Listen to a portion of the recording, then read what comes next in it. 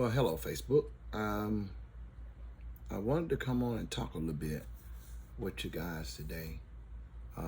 You might have noticed on my Facebook slight change from Sunday until today. A certain cryptic messages, posts. But I wanted to come on. Everybody's saying, be quiet. Don't say anything about it. Hold your peace. Let the Lord fight your battle.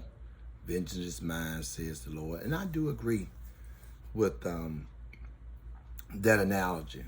But I don't agree or aspire to sweep things under the rug.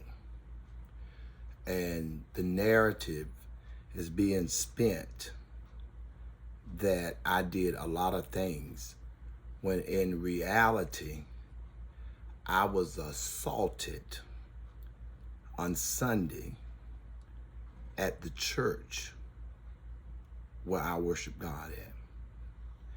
And the fact of the matter that it was one of the elders of the church who holds many titles in the church, and they felt that they could put their hands on me. And the Bible didn't tell us, even as saved individual, God didn't tell us you let nobody beat you up. Now, there was no fight. I would say that, because there were people who was holding and grabbing and keeping me back, although they didn't hold him at all. He hit a sucker punch, 2 sucker punches, and hit me from the back and everything. But the narrative is being spent. I got beat. Okay, whatever. However you want to spin it, that's the narrative that's being spent, but that's not the case. I don't call it a fight, and it wasn't a fair fight. What happened to me, I would not wish on my worst enemy. I had no help at that church because all my family was gone. Most of the church members was gone, and I was in there with those individuals. They are family members. And that's the thing. These churches cannot just be a family situation. I'm not saying that about our leader. I'm not on here talking about our leader. I am only talking about the individual that accosted me. It was they family folk. The daughter got up. We was in a meeting and finance, and I asked about a budget and money. If you're on a board, you're not on a board for the leaders, you're not on a board for yourself, but you represent the people when you sit down. And I believe in when you do business, do business. You can't go in and emotional and all this kind of stuff. So when I asked the question, it went haywire. And they said I was loud. Loud don't mean you put your hands on me, because I would defend myself. And the Bible said, be ye angry and sin not. Now, I will tell you, I am still very much angry and want to defend myself. And you said, well, it's over. Well, I still have to deal with the aftermath. And the reason I want to come on, because in these churches, we tend to hide secrets. We tend to cover people in their wrongdoing, and you are complicit when you do things like that. And so the thing that I would say that I hope that our leaders would do the right thing.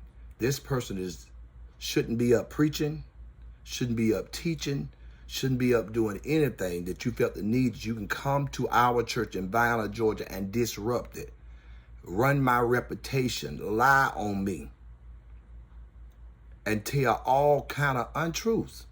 I know I will be vindicated, because anybody who know me know what I will and would not do. If you don't know me and know my character, you don't like me and you don't care for me, then I know you're going to think exactly what you want. But I just want to come on because I pray that this don't get swept under the rug. My first thought was to lead the church. My second thought is stay and fight. Sometimes we need to stand still and see the salvation of the Lord. What I mean is stand still. I'm angry now, so I can't make a decision. Now, they can put me out. I don't know if they'll do that or not. I didn't do nothing. But I wanted to come on and say what happened to me, it wasn't even just so much the sucker punch that he did, but the things that were said to me. I saw a lot of people that I knew that more than likely did not care for me, but I saw them. Y'all showed me who y'all were. Y'all showed me who you were. I don't care what title you hold. This is not to tear this church down, because I'm still in this church. I love this church, but I love God more than I love this church. But I love it enough to stay. I love it enough to stay and fight for it. And when God said, you see, the thing about me, I'm going to do what God tell me to do, not just what I want to do. This is tough for me to sit and stay. It's tough for me to deal with the people running in line on me. And I know y'all gonna say, let God handle it, let God. I am letting God handle it, but this is my Facebook page. This is my social media. I don't know what y'all going through out there, but what I want to say, if you go through anything in a church, don't sit up and be complicit in wrong. You have a right to speak up. You have a right to promote change.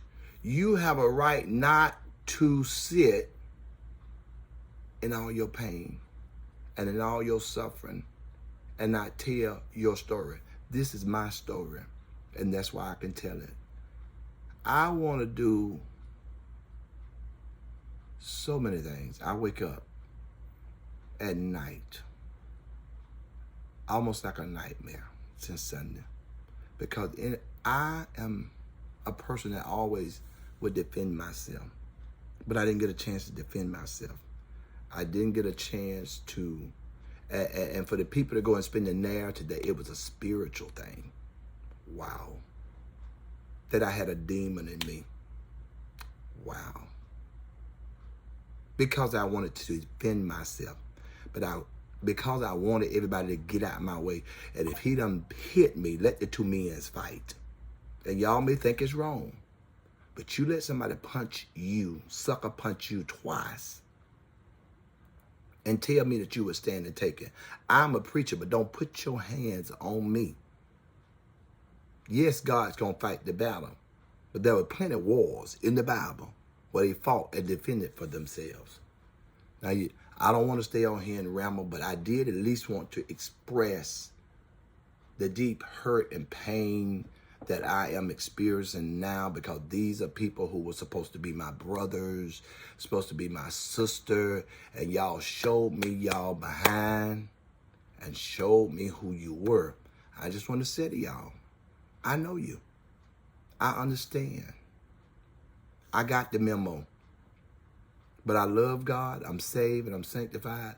Those of you who know me, thank God for you. Bless you.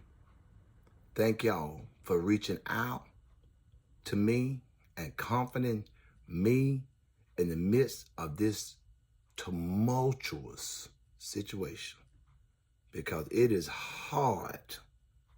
It is hard for me to sit in this right now and be silent.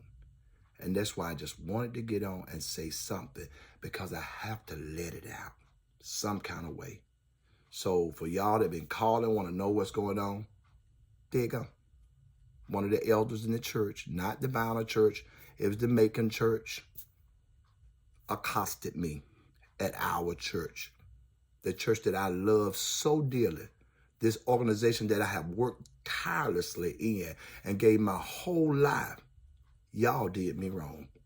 You owe me an apology, and y'all owe me to do right. And he should not be up doing anything in this organization, trying to preach over anybody. If anybody had a demon in them, it was him. So that's about all I have to say at this time. I thank God, and I ask y'all to just keep praying for me. I know a lot of you not going to understand why did he come up on here talking about this, because I'm going through hell right now. And I have wanted to let it out. And they out spinning their narrative and lying on me and telling everything. And I just want the truth to be out there. So I know the truth will go further than a lie go. And I just didn't want to be quiet. I've always lived my life out loud. And that's the way that God has always used me. A lot of people are quiet, but I've never been a quiet person. I've never been a person just not to say what's going on. And I'm not blaming the leaders in the church. Let's get that right. I'm not blaming the leaders in the church, but I'm dealing with the people that was involved in every facet of what happened to me in that church on Sunday. It was egregious. It was awful. It was terrible the way that y'all treated me. Y'all showed me who you are. I believe you.